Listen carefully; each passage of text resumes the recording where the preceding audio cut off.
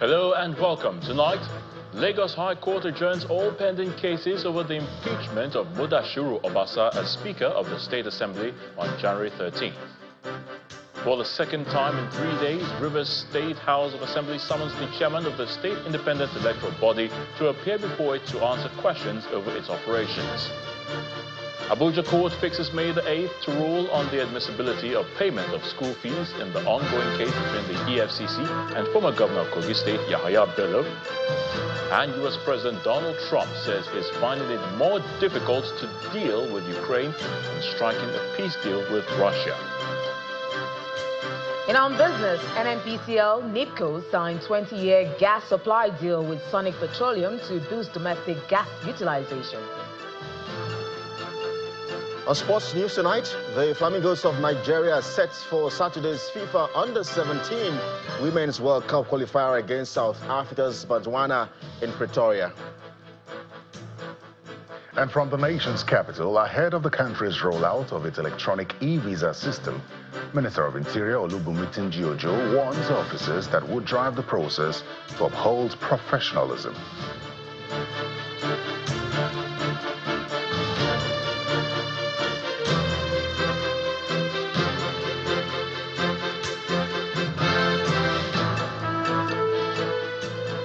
Now the dust over the leadership tussle at the Lagos State Legislature is settled, but then the matter isn't over just yet.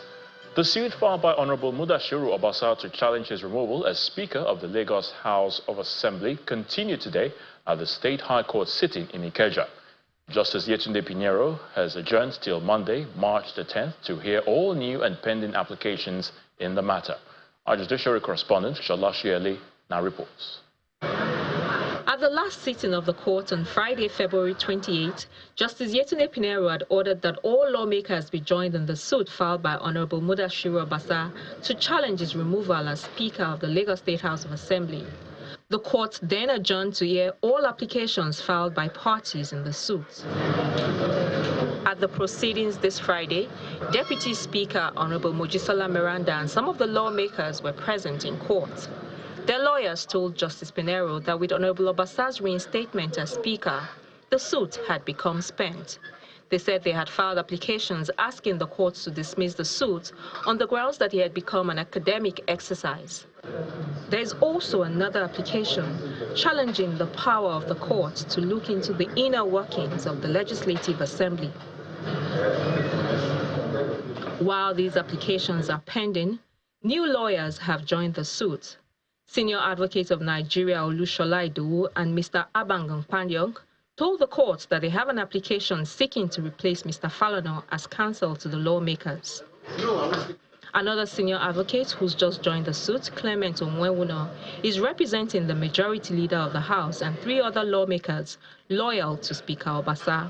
They also have an application challenging the procedure adopted by the majority in the removal of Honorable Obasa as the Speaker.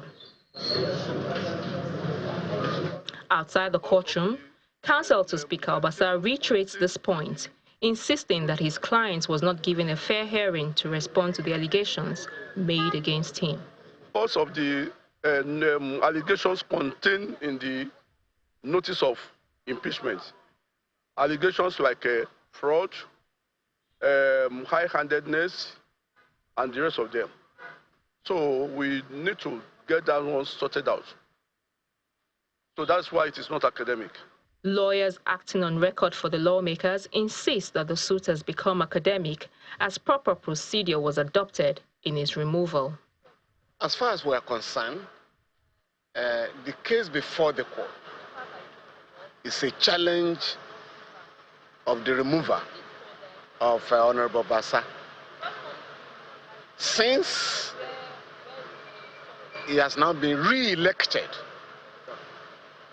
that is the end of the... As far as we are concerned, we believe that the case has become academic. Obasa is hinging his suit based on the rules of the House of Assembly, but while his removal was based on the constitutional provision. And if you peg the two together, the Constitution supersedes the rules of the House of Assembly. So that is what our clients are relying on. With all the claims and counterclaims, Justice Pinheiro has asked all parties to file, serve, and settle all necessary processes to enable the court hear all these pending applications at the next adjourned date, Monday, March 10. Shola Shoyeli, Channels Television News. To River State, where the House of Assembly has resolved to extend the ultimatum it issued the chairman and commissioners of the River State Independent Electoral Commission to appear before it to answer questions on their running of the commission. This resolution was passed at plenary today after the expiration of the earlier ultimatum issued, with lawmakers voting to extend it.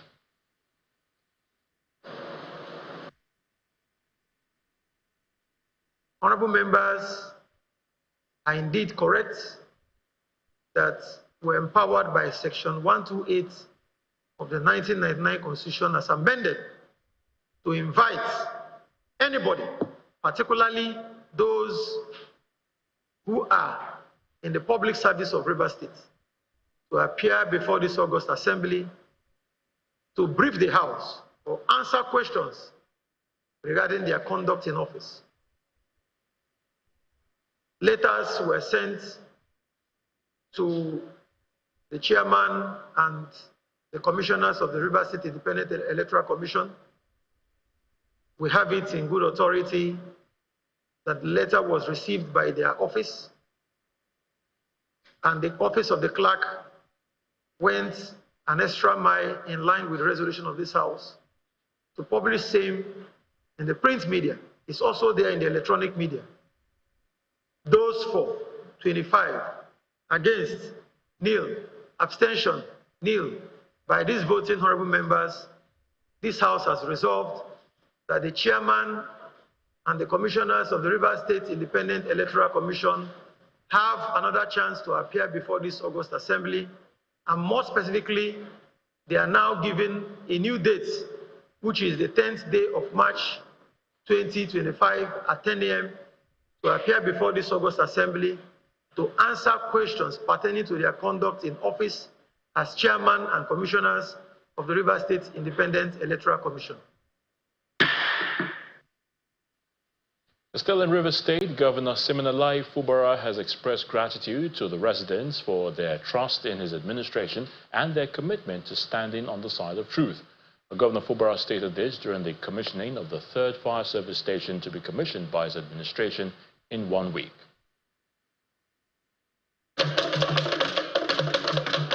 For years, it sat dormant. Today, a long-neglected fire station in River State is finally operational thanks to a major renovation effort.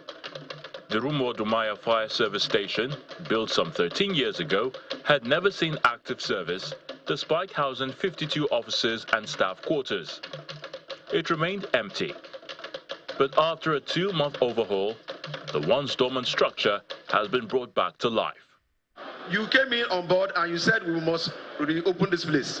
Your Excellency, we have opened it and we have equipped it. The whole facility is now functioning well. This fire service station is the third recently remodeled by the River State government. As he unveils the completed project, Governor Siminalayi Fubara highlights his administration's focus on the welfare of the people. I want to appreciate the people of Obiakpo for your support. I can feel it here. I want to appreciate the support of the good people of River State, believing in us, knowing that your trust is the right thing and that you're standing on the side of truth. I want to appreciate you. I want to assure you that we'll continue to do what is right in our government. A key stakeholder from Obiakpo local government area commends the governor for delivering people-oriented projects despite the ongoing political challenges.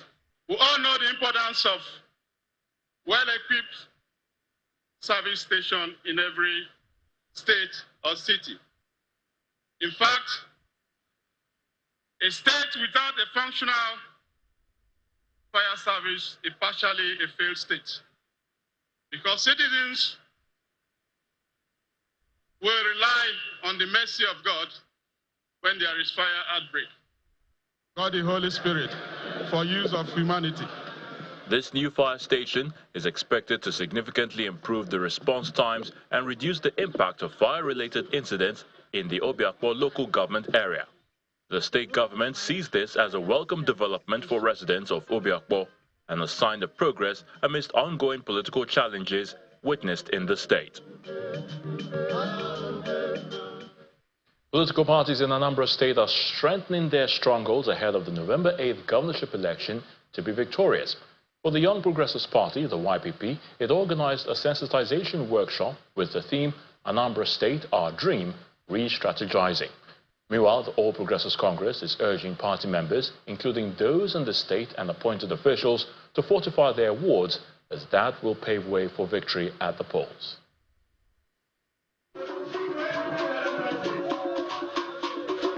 The Young Progressives Party YPP Forum is tagged Anambra State, Our Dream, Re-strategizing for a Better Future.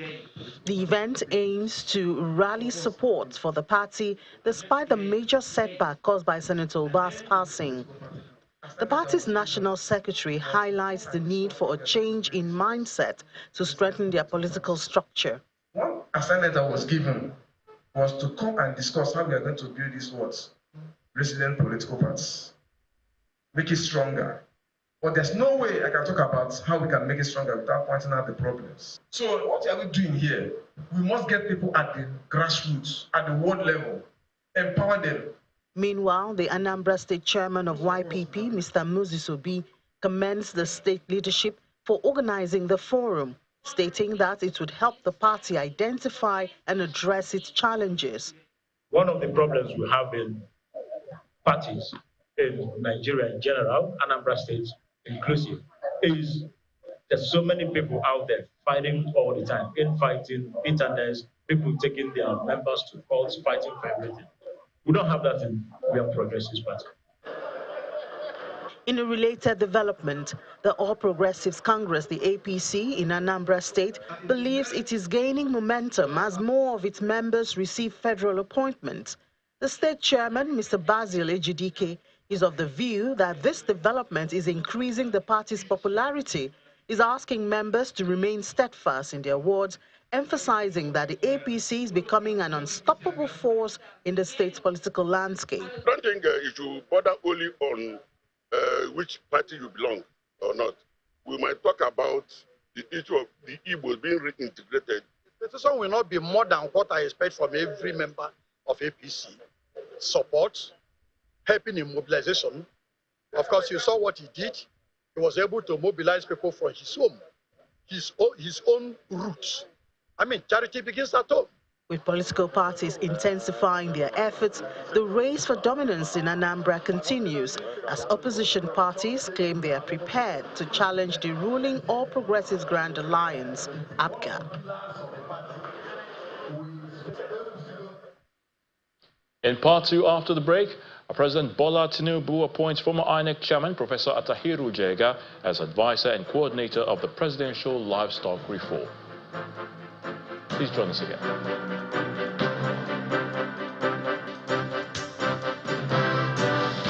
Welcome back. If you've just joined us, you're watching the news at 10 on Channels Television, broadcasting live from Lagos. A reminder of our top stories.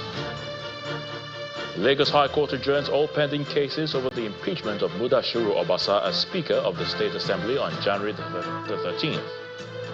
For the second time in 3 days, Rivers State House of Assembly summons the chairman of the state independent electoral body to appear before it to answer questions over its operations.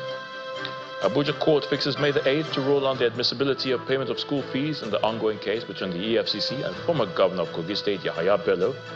And US President Donald Trump says he's finding it more difficult to deal with Ukraine and striking a peace deal with Russia.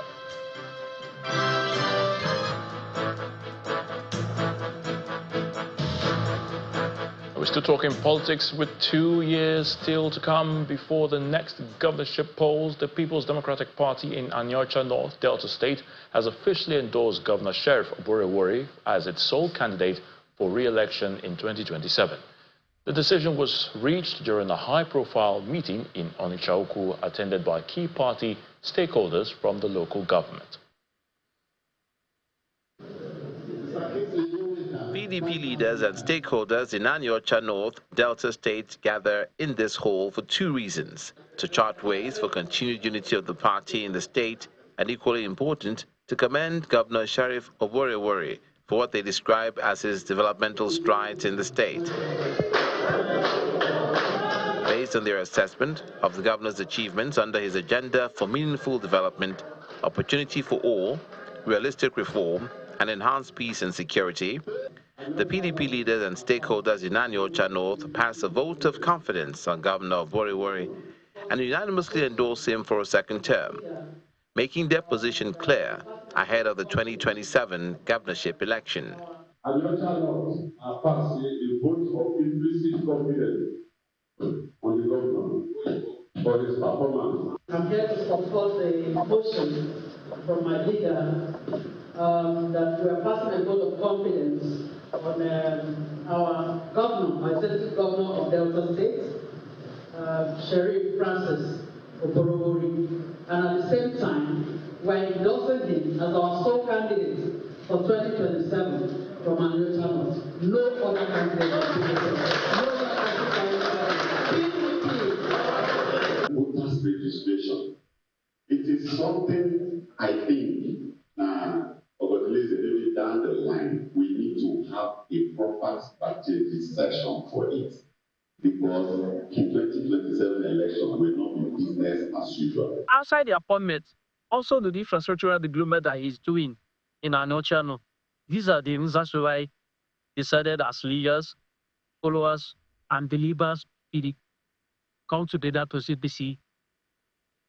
Haven't looked at soft, they evaluate their performance for the speeds. I haven't not gone to any bank to borrow. Spending only what he met and what he's receiving. He shows self-contentment as a leader. Meanwhile, the governor continues to inspect key projects across the state, reinforcing his commitment to sustainable development. Me coming from the legislature, I believe in accountability. So, we must get value for our money. And this is one of them. People are happy. All those who pass through this road, let it come and pass through this road and seek, you will see the difference from when I took over and now. The governor reaffirms that the confidence reposed in him by the people of Delta State will not be in vain. President Bola Tinubu has appointed Professor Atahiru Jega, former chairman of the Independent National Electoral Commission (INEC), as special advisor and coordinator of the presidential livestock reform. A statement by presidential spokesman Bayo Ononuga says, with the appointment, President Tinubu is hoping to drive meaningful progress in the livestock sector and further strengthen national development efforts. Professor Jega, former vice-chancellor of the Bayero University, co-chaired the Presidential Livestock Committee with President Bola Tinubu. The committee delivered comprehensive recommendations that underscored sustainable livestock reforms. One recommendation was the creation of the Livestock Ministry, which now has a minister. The statement further adds that his appointment as special advisor will reinforce the gains of the Presidential Committee and ensure the continued momentum of the reforms already in motion. To the courts, Justice Emeka Nwite of the Federal High Court Abuja has fixed May the 8th for ruling on whether or not to admit a judgment of the Federal Capital Territory High Court between Mr. Ali Bello and incorporated trustees of the American International School. Counsel to Mr. Yahaya Bello, Joseph Daudu, sought to tender the document which had decided on the issue of payment of fees or refund in the ongoing case instituted by the EFCC against the immediate past governor of Kogi State, Yahaya Bello. The Defense Counsel had also sought to tender the receipts of the recertification of the said documents. Counsel to the EFCC, Kemi Pinero, a senior advocate of Nigeria, objected, saying that the prosecution had not yet closed its case. Subsequently, Justice Mwite held that a date would be given for ruling on the admissibility of the FCT High Court judgment. He then adjourned the case till May the 8th and 9th for ruling on the admissibility and continuation of trial. So let's now head to the nation's capital, and Terry Kumi is standing by to give us the latest from our Abuja studios. Hello, Terry. Great to see you. Over to you. Great to see you as well, Ayo. Now, ahead of the rollout of Nigeria's immigration electronic visa system, the Minister of Interior, Mr. Olubumitunji Ojo, has read a riot act to 162 officers who will manage the system, asking them to be professional and prioritize national security. The Interior Minister gave the charge at a meeting with the officers at the headquarters of the Nigeria Immigration Service in Abuja. The Minister of Interior, along with the Comptroller General of Immigration and senior management staff of the service, arrived at the conference room of the Immigration Headquarters to flag off the training of officers who will manage Nigeria's e-visa system, which the service is planning to introduce. 862 officers of the Immigration Service have been shortlisted for the training, at the end of which the best from among the candidates who will emerge through a post-training test will be the ones to manage the e-visa system. The Comptroller General of the Immigration underscores the importance of the training and its impact on the e-visa system. This training is very significant, and our officers here have been drawn from all over the formations. They've been thoroughly vetted, and there's going to be an intensive training. They started a couple of days ago. This system will also go a long way in making sure that we know who's coming into the country. We are more in tune with the terms of visa issuing to other people coming into the country. In his remarks, the Minister of Interior charges the officers on professionalism and the need to prioritize national security. The e-visa must go live. We're supposed to have gone live on the 1st of March, but because we needed to do things properly. And I believe that in the next few weeks, we should be ready to go live. If you go and approve somebody you're not supposed to approve, you know the security risk. Visa is not just a tool of migration. Visa is a tool of national security. Do your job and do it to the best of your ability. So please, I want to appeal to you because, like I always say, I beg people so that people will not need to beg me. That's the truth. I beg you not to err, because when you err, so that you too will not do what? You will not beg me. If I beg you and you refuse to listen, when you beg me, I also have a right not to listen. When it becomes operational, the Nigeria's Immigration Service e-visa system is expected to enhance application and processing speed for visa applicants who intend to visit Nigeria as tourists or for business purposes. The Edo State government remains resolute in its fight against heinous crimes, especially kidnapping. And this time it has demolished another building said to belong to an alleged kidnap gang informant, in line with its recently amended anti-kidnapping law. The building in Owan East local government came down today amid objections from the suspect and his family members, with the demolition task force maintaining its position that the suspect connived with kidnappers in the area. It's late afternoon when the task force demolition team from the Edo State government arrives at one of the compounds in the Isioriri area, Owa East local government area of the state, its destination for the day's assignment.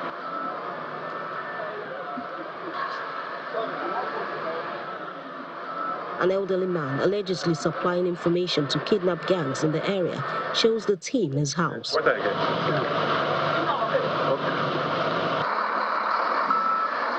The bulldozer is set to take down the building. However, the suspect's family members object to the exercise, vouching for their father's innocence. But these very guys, my father is innocent. But the government want to take the law into their house because they believe my father have nobody to speak for him. The alleged informant also denies the allegations. My message to Fulani from the Highness is go bring what do they pay for a year. They are farmers. And our Highness put the Fulani for bush, not me. Now the whole stranger for this community, not only Fulani. Attempts are, however, made to remove their property from the building, following which the bulldozer strikes.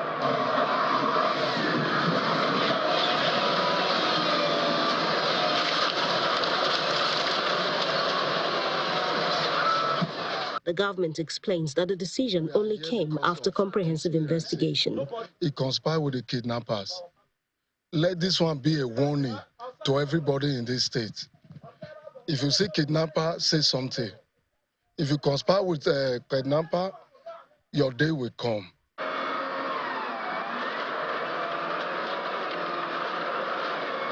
This is the third building going down in Edo State in less than a week, in alignment with the recently amended anti-kidnap law. The other two were reportedly used as kidnappers' hideouts and detention centers of kidnapped victims. The Edo State government warns that a similar fate awaits other perpetrators of heinous crimes in the state, as it remains firm on its stand regarding the eradication of kidnapping and other criminal activities in Edo State. Jessica Oluguse, Channels Television News. Well, the National Emergency Management Agency, in collaboration with the Adamawa state government and the King Salman Humanitarian Aid and Relief Center of Saudi Arabia, have flagged off the distribution of food items to internally displaced persons in Adamawa state as part of its Eta Basket project in Nigeria. The food distribution was flagged off at the internally displaced persons camp in Damare by the Adamawa State Governor Umar Fintiri, who was represented by the Commissioner for Reconstruction, Rehabilitation, Reintegration and Humanitarian Service, Amadinram Bello.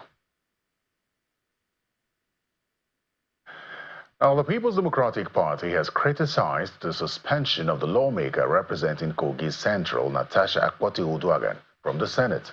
A statement by the spokesperson of the PDP, Debo Olugunaba, describes the decision as a violation of parliamentary conventions and fair hearing.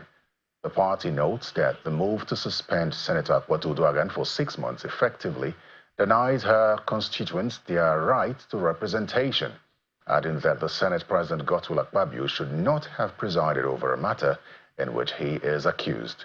The statement adds, quote, "It is scandalous and amounts to gross abuse of office and violation of the fundamentals of justice and fair hearing for Senator Akpabio to sit as a judge in a matter in which he is the accused," end of quote. According to the PDP, Senator Akpabio should step aside and allow an open and impartial investigation into the allegations raised by Senator Akpoti-Uduaghan. Meanwhile, President of the Senate, Godswill Akpabio, has been speaking about the recent allegation of sexual harassment leveled against him by Senator Natasha Akpoti-Uduaghan. Senator Akpabio was speaking at a ceremony to mark the 2025 International Women's Day, where he promised commitment to advancing gender equality and removing barriers to women's progress across the country. The head of the upper chamber also pledged to enforce the 35% affirmative action for women in the National Assembly and governance structures, in line with Nigeria's national gender policy and the United Nations Convention on the Elimination of All Forms of Discrimination Against Women. Have you ever wondered, did you take stock when you were with me, when you came to see me with your women leaders? Did you ask me, when did this issue happen? It's only yesterday that I realized that what we are talking about happened only after the change of seats in the Senate. That is when hell was let loose and all sorts of allegations came up. Only after the change of seats in the Senate and change of the committee, which my senators know happen from time to time, and said to have happened on the 8th of December, a day to my birthday, which was celebrated in the stadium in 2023. So from 8th of December 2023, I never heard, my wife never heard, no Nigerian never heard, even the husband never heard any issue of sexual harassment until our committee was changed, and then our seat was changed, and she went on. Have you ever wondered the trauma caused by that same woman on the other people she had accused in the past? None has been proven so far. I've refrained myself from making a statement. Look at these beautiful women. They've come across me so many times. Have I ever harassed any of you? Or is the person thinking that you are not beautiful? So I don't want to dwell on that. But let me just say that time will tell. If we are in court, the court will decide. My other sister, the one they sometimes refer to as Joy Nuni, I like to mention her name because she'll be hearing from my lawyer anytime in the next 1 week. Crime never dies. When the minister was speaking, the minister said that women constitute 51% of the voting population in Nigeria. So why then are you taking the backstage in terms of political representation? Women will never vote for themselves. But we have a solution. We have a solution. I've traveled around. I've seen what is happening in Tanzania. I've seen what is happening in South Africa, Malawi, and so many other countries. They have a certain percentage constitutionally reserved for women. If it means tinkering with the act to enable women, the Electoral Act, to enable women to have solid say in the parliament, we will do so.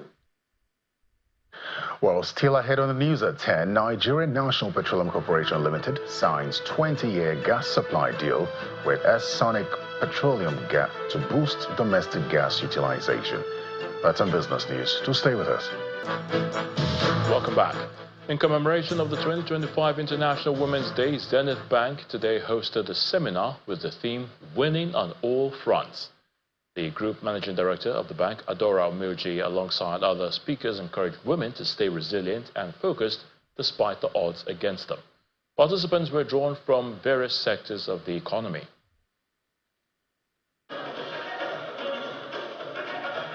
Guests arrive the Civic Center for the 2025 Zenith Bank International Women's Day Seminar, theme, Winning on All Fronts. The dominant color of the day is purple, symbolizing royalty, ambition, creativity, dignity, and power. And the remarks by the bank's Group Managing Director highlights gender disparity, unemployment, discrimination, extreme poverty as some of the challenges women still grapple with today. Every one of us can champion this change by supporting and encouraging one another to be more resilient, disciplined and focused, and to achieve success in their various endeavors and goals.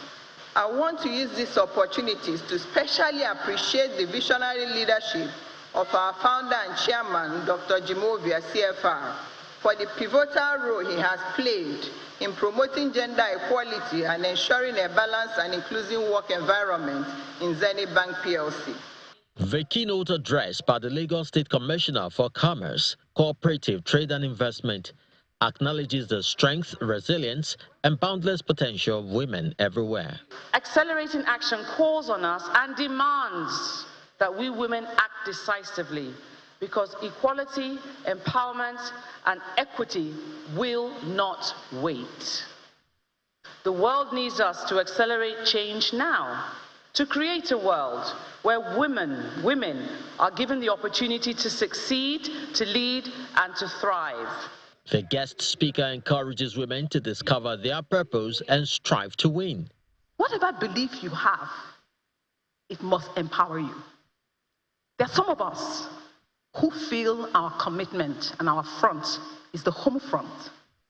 And as homemakers, we decide that we want to take care of our children, and it's okay to do so. Can I allow that to sink in a little bit? Various submissions are further reinforced by an all-female panel session. You must define what you want so that when the opportunity comes, you can use whatever it is that you have to push for what you need to push for. So having it all is possible when you have defined what your all is. The theme for the 2025 International Women's Day is Accelerate Action, while that of the United Nations is for all women and girls, rights, equality, and empowerment. As the event comes to a close, Zenith Bank hopes that the seminar leaves a lasting impact, inspiring women to break barriers and win on their respective fronts. Nigeria's industrial growth will be greatly enhanced by a strong, strategic and thriving indigenous automobile industry manufacturing vehicles uniquely designed to fit the needs of Nigerians. These were the submissions of the Minister of State for Industry, Trade and Investment, Mr. John Eno, and the Minister of Innovation, Science and Technology, Mr. Uche Naji, at the unveiling of Nigeria's first electric car station in Abuja.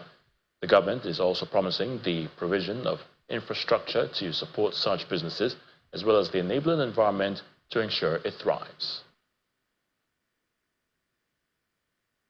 Nigeria's electric vehicle company, Nerve Electric Motors, rolls out the drums to unveil its products. As one of the first electric car manufacturing companies in the country, the management of the company narrates the journey to providing high-quality electric vehicles tailored to the needs of Nigerian drivers. Why should we wait for others to bring us solutions when we have the talent, the drive, the sheer audacity to build our own? And so we set out to do what they said was impossible. They told us that EVs wouldn't work here, we build infrastructure. They told us that the government wouldn't listen, we championed policies and won.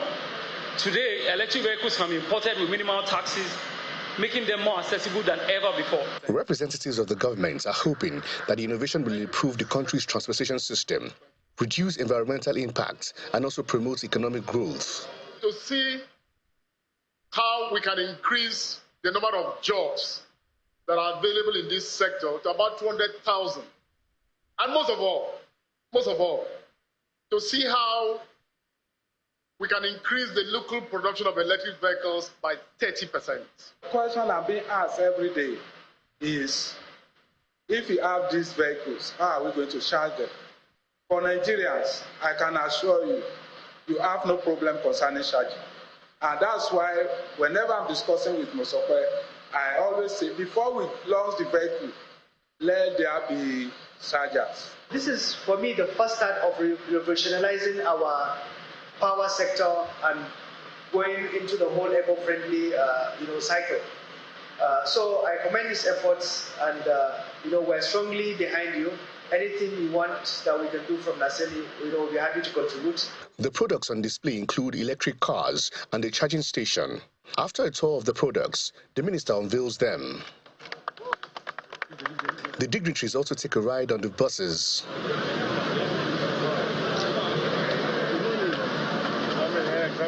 The electric vehicle in itself does not emit any carbon.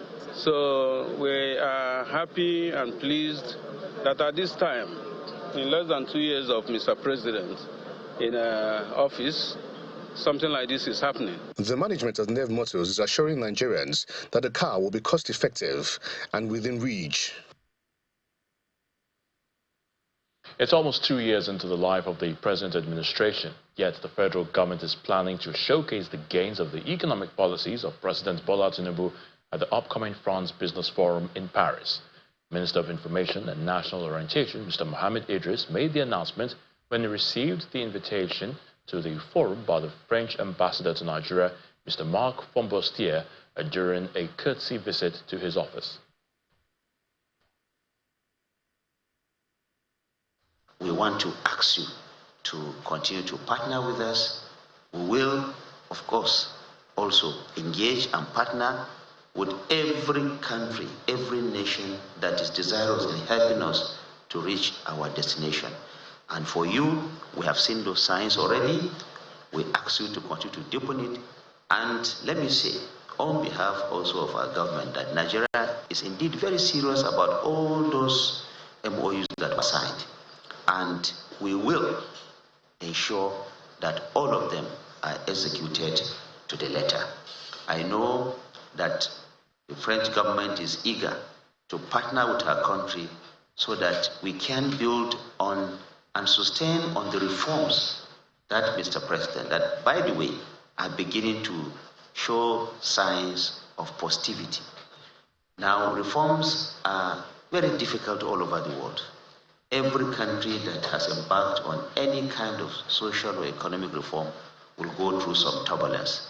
And I think that our own incubation period actually has been shortened by the kind of pragmatism, the focus, the determination, the conviction that President Bola Ahmed Tinubu has, that this reform will indeed take Nigeria on the path of sustainable prosperity. Business News is up next with Will Ibom.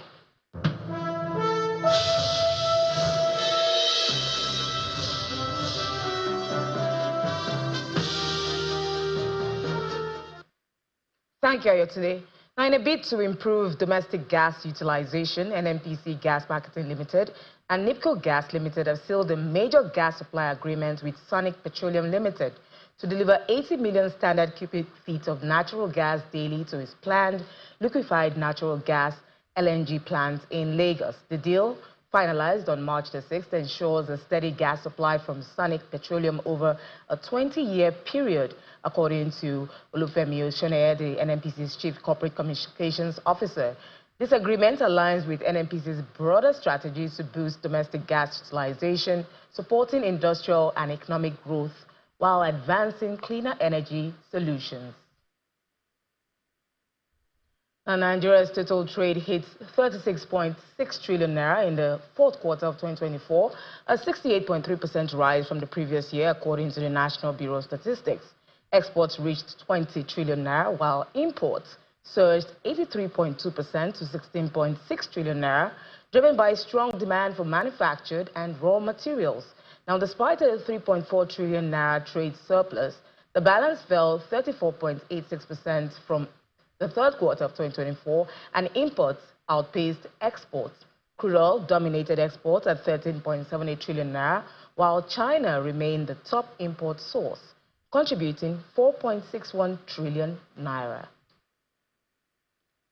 Now we're checking on the domestic stock market, which was not able to sustain Thursday's positive sentiment, as sell-offs in MTN Nigeria dragged the index down today. John Mekwa tells us more.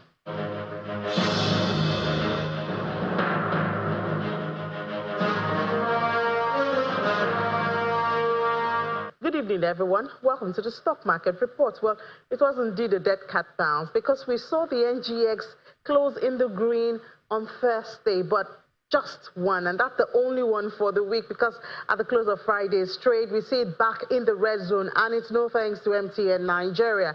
MTN Nigeria had a lot of profit taken on it today to close at 255 naira 80 kobo. Look at the counters, and we'll see that there are others who have also contributed to this. So we start from oil and gas. Oil and gas hasn't been doing so well in the last couple of trading sessions. Today, it's down 0.09%. Consumer goods is, however, positive 0.42%, as well as banking, the guys who lifted the market yesterday. But at the close of trade today, we saw a negative all share index, and 151 billion naira shaved off the market cap to close at 66.717 trillion naira, and the all share down 0.23%. So it's going to be a long weekend with the bear taking the floor of the NGX.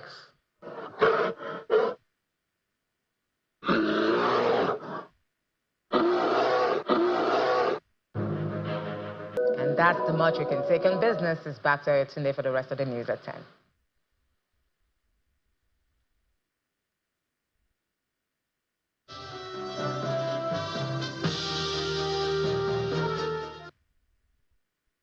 Thank you, Will. U.S. President Donald Trump says he's finding it more difficult to deal with Ukraine on the peace deal. This comes after the U.S. president admits he is strongly considering large-scale sanctions and tariffs on Russia until a deal is reached. Here's Simon Pusey with more international news and around the world in 5. Good evening and welcome to the channel's studios here in London with your international news around the world in 5. At least 18 people, including 4 children, have been wounded in an overnight Russian attack, according to Ukrainian officials. Ukraine's President Volodymyr Zelensky says Russia also targeted energy infrastructure that ensures normal life. French-built jets were used for the first time to push back the attack, according to the country's air force. The barrage comes after the US suspended military aid to Ukraine this week, including intelligence sharing. Zelensky is traveling to Saudi Arabia next week, where talks between Ukraine and US officials aimed at ending the war will take place. Trains to and from Paris have been cancelled, an area evacuated and part of the main ring road temporarily closed after an unexploded World War II bomb was found on tracks leading to Gare du Nord station. Eurostar services at Gare du Nord were scrapped for the day after the 500-kilogram bomb was found on tracks in the Paris suburb of Saint-Denis during overnight work. Homes with windows in a 500-meter square radius of the bomb were evacuated, and part of the Paris circular ring road was shut as the clearance operation took place.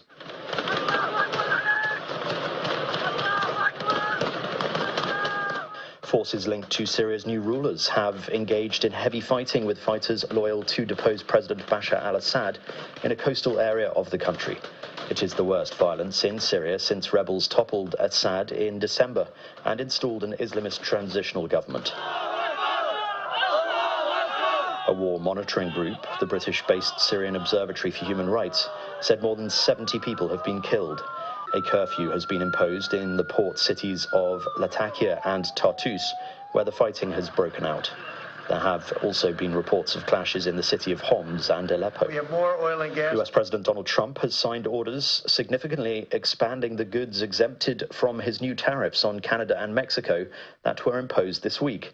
It is the second time in 2 days that Trump has rolled back his taxes on imports from the US's two biggest trade partners, measures that have raised uncertainty for business and worried financial markets.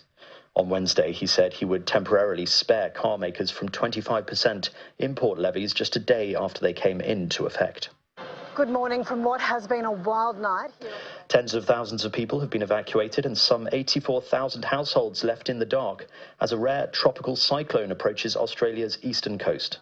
Cyclone Alfred is expected to make landfall on Saturday morning between the Sunshine Coast and the Gold Coast, known for beautiful beaches and top surf, as well as Brisbane, Australia's third biggest city. The cyclone, the first to hit the area in 50 years, is expected to land as a Category 2 system with speeds of up to 130 kilometres per hour.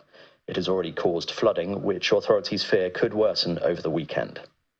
The former Olympic snowboarder and Canadian national Ryan Wedding has been placed on the FBI's 10 most wanted fugitives list for allegedly running a violent transnational drug trafficking network. Wedding is wanted for allegedly shipping hundreds of kilograms of cocaine from Colombia through Mexico and Southern California to Canada and the US, and for orchestrating multiple murders and attempted murders to further his drug crimes. Wedding went from being an elite athlete to running one of the most sophisticated drug trafficking networks in North America. 5, 4, 3, 2, 1. And a SpaceX rocket has exploded shortly after it launched from Texas, grounding flights and triggering warnings about falling spaceship debris. SpaceX confirmed the uncrewed ship had suffered a rapid, unscheduled disassembly during its ascent into space and lost contact with the ground. The massive SpaceX Starship, the largest rocket ever created, spun out of control shortly after its launch. No injuries or damage have been reported, but images from those in Caribbean Sea island nations show fiery debris raining down from the sky. All harbor. If you look up now, you will see SpaceX Starship, which is blowing up over our heads. And that's your international news around the world in 5. Now back to the channel's studios in Lagos.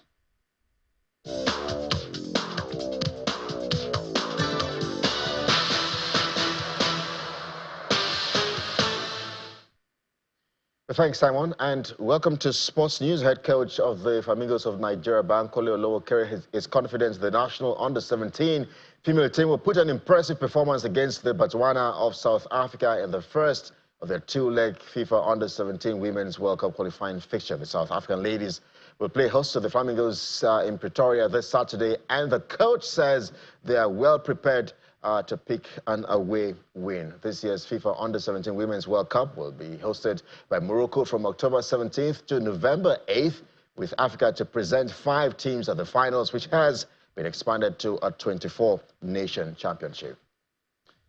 Let's turn to the Nigeria Premier Football League now, where Katsina United edged Shooting Stars 1-0 in match day 28, played this evening at the Muhammadu Dikko Stadium in Katsina. The defeat for the Oluyole Warriors has further dented their hopes of closing the gap on league leaders Remo Stars, who have gone 11 points clear and could further extend the lead if they beat Benin Insurance away in Benin City this Saturday. Well, the win for Katsina United moves them to 12 on the league table with 36 points from 28 games, while 3FC are third on the log with 43 points from same number of matches. And the English Premier League gets our attention next as Pep Guardiola has admitted he's feeling the pressure as he prepares to salvage Manchester City's poor season by finishing in the top 4. City, who have won 6 of the past 7 Premier League titles, are currently 4th on the table, a single point behind Saturday's opponents, Nottingham Forest.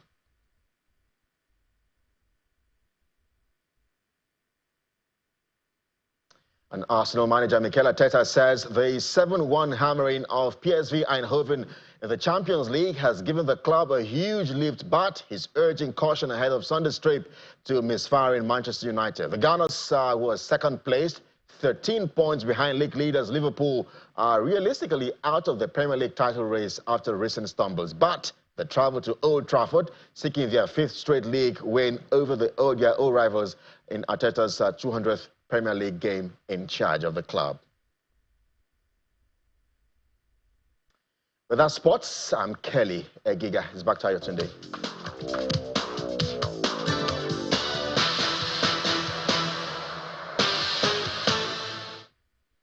And the main news again.